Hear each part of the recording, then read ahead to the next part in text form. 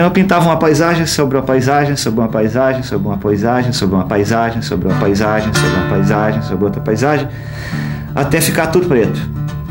E a isso eu chamei de pintura invisível, que era como se eu estivesse tirando de dentro de mim uma imagem que tinha sido retida na minha memória.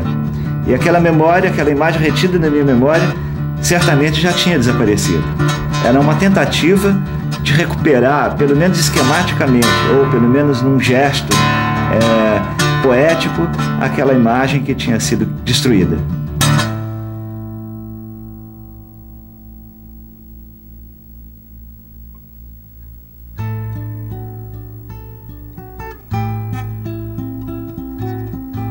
Eu vi que as montanhas de Minas estavam totalmente destruídas.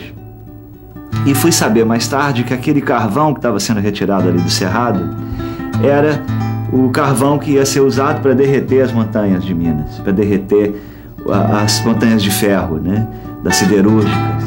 E onde estavam as montanhas começaram a ficar troncos de pirâmides e mais tarde buracos, grandes crateras.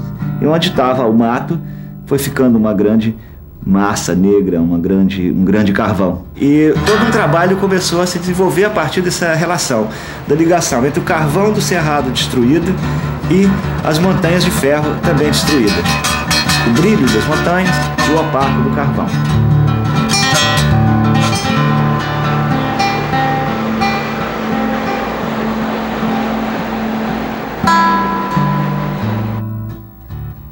E eu imaginei que eu estava constantemente viajando pelo espaço cósmico, sem uma atração gravitacional, como se eu estivesse no espaço, nem em uma superfície, nem em um chão, em nada. Eu estivesse flutuando como um astronauta, como um espírito, como um ser que viaja pelo espaço, sem referência nenhuma, vendo só os brilhos, as luzes, distantes, outras se aproximando. Essa segunda fase surge nesse momento, em que eu me sinto chegando no planeta Terra. Se a primeira era uma viagem espacial, essa segunda é uma chegada em algum planeta, em alguma superfície, algum chão, algum terreno.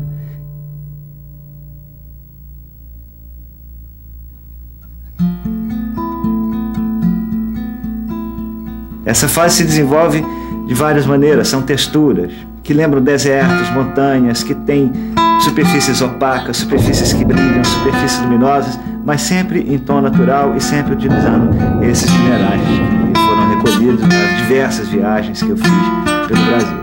Eu tinha a sensação sempre, a partir desse momento, que eu estava sempre descobrindo uma coisa nova, que eu podia até repetir uma fórmula que ela jamais iria ficar igual à experiência anterior.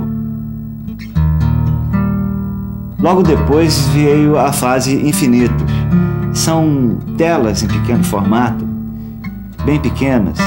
São 300 telas pintadas até agora, que me possibilitam pintar com os minerais das várias maneiras possíveis e utilizando as várias formas de linguagem possível. Abstração geométrica, abstração informal, a textura, a questão da materialidade, etc.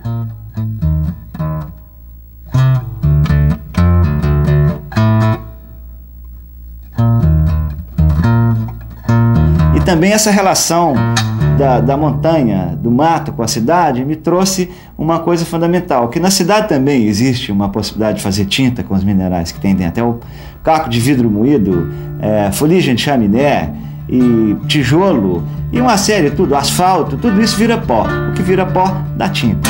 Como eu entrei muito dentro das minas de ferro, fiquei procurando materiais e trabalhando lá dentro aos poucos, fazendo algumas experiências. Essa última fase que eu estou desenvolvendo agora, ela é realizada toda dentro das crateras de Minas Gerais, os buracos, né, que ficam com a mineração, principalmente as minas de ferro, onde a riqueza de cores é muito grande, porque o ferro é o elemento que colore a natureza.